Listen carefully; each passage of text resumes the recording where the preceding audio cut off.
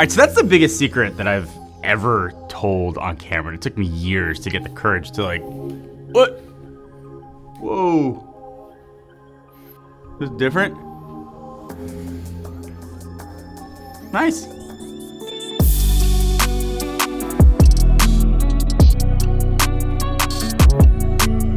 So Lenovo and AMD sent us over and sponsored this video because I think things just got interesting. So on paper or a computer screen, this seems like the laptop that can do most things that you need, but how does it hold up like in the real world?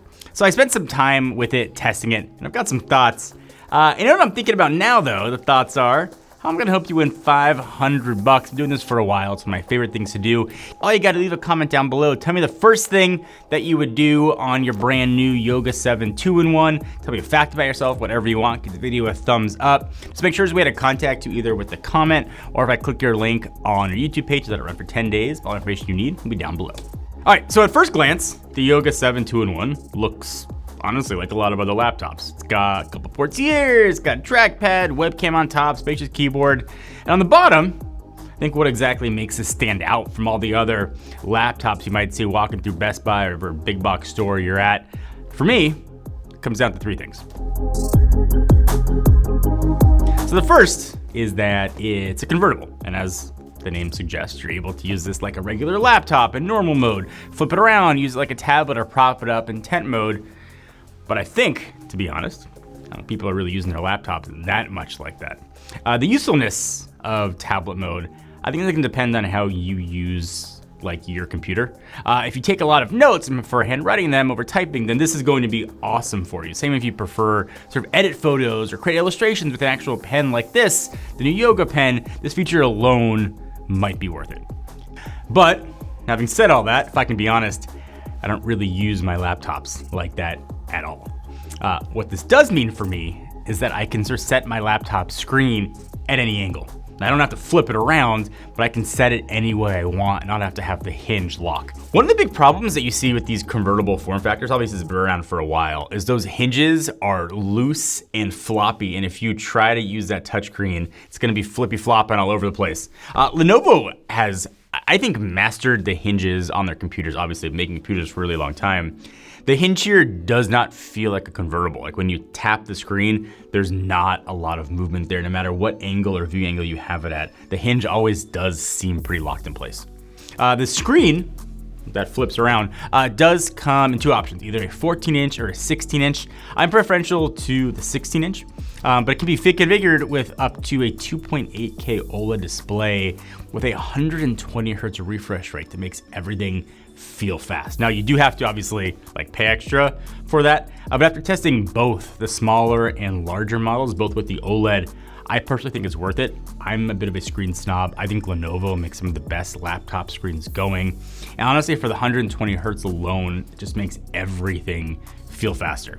So speaking of speed, the second thing that stood out to me is the performance inside. You configure these laptops with the all new AMD Ryzen AI 7 350, which if that means nothing to you, or you have no interest in sort of typical AI stuff, it is really impressive. And it's also brand new, just announced at CES as of this filming like 2 months ago. So you're getting the latest and greatest. It's not like last year's processor that they're still trying to reuse here.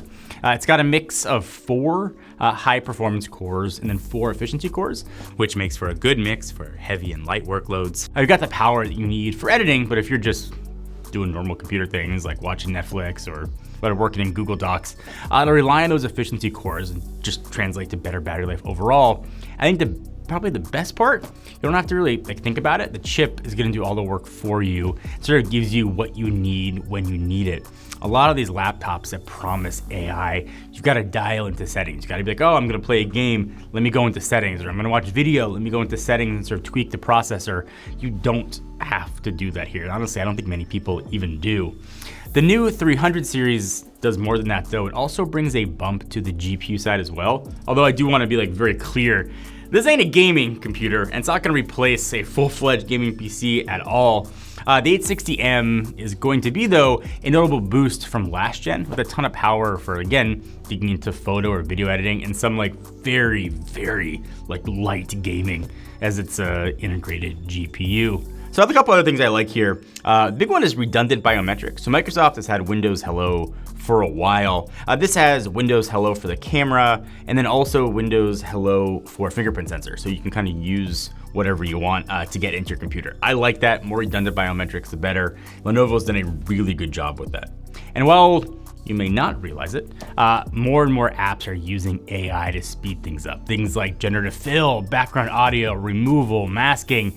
And because this all new silicon is built with these new AI apps in mind, you're gonna be ahead of the curve and your workflow should be faster because the processor is fine-tuned for this stuff. I know there's like a lot of AI fatigue going on, but if you are buying a new computer in 2025, AI is a part of the equation, even if it's not a part of necessarily your equation. And like I said, apps you are going to use regularly, even down to Chrome or Edge or any type of Photoshop, is going to be using AI. And you want a computer that was built for that in mind. Even if you yourself don't care so much about it, your computer is going to care for you. And it just, you're gonna notice things working faster and more efficiently. And that's kind of what Lenovo has brought to the table here. It's also gonna work in tandem with some of the AI tools Lenovo's got built in, from AI Assistant to Creator Zone, Lenovo AI Core. And like I said, the bottom line is that all this tech is working behind the scenes, kind of adjusting power and cores, all that stuff. So you can just do what you're gonna do and not really have to worry about it. And finally, the last thing for me isn't like one particular thing, but it's also something that sort of when you see it, and that's the overall fit and finish of the package. Because I think, to put it like simply, like Lenovo knows how to make a really stinking good laptop.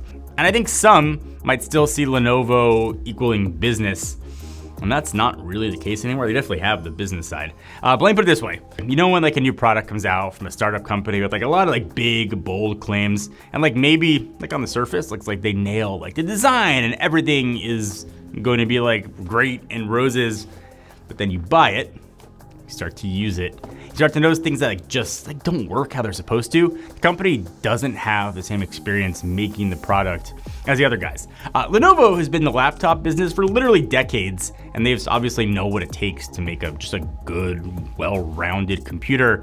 This thing's got a USB-A port, because a lot of things still have USB-A in 2025. It's got a great keyboard, because if you're using a laptop, you want the keyboard to not suck. So the keyboard is really good, but one thing to know, it does have a big chunk of real estate taken up with a number pad. Some of you guys are gonna love that. I prefer a larger keyboard and just a normal vertical array of numbers across the letters. It also means that the keyboard itself, with like the letter part, almost is offset to the left. And kind of with that, the trackpad is kind of lined up with the spacebar. So everything is kind of pushed over to the left. It took me a minute or two to get used to, just kind of be aware of it. There's even Wi-Fi 7 support built in for the fastest speeds, which is something that the latest like MacBook Air, which is definitely a competitor for this, does not have. It's sort of this approach I think makes the Yoga 7 2-in-1, kind of really all the options in the Yoga lineup for that matter, a really easy recommendation. If you know that like your hard-earned money is gonna be invested into hardware that is going to last, and you're getting a laptop here that nails the fundamentals, and you're also buying it from a company that's not going anywhere. It's going to stand behind their product should you have issues, should you need service, or should something just sort of pop up with it. Lenovo ain't going anywhere. They made a really nice, well-rounded computer. If you are in the market for a computer that does every version of whatever you're going to need, some type of I think Lenovo really nailed this one. If you want to learn more, check it out. Links will be down below.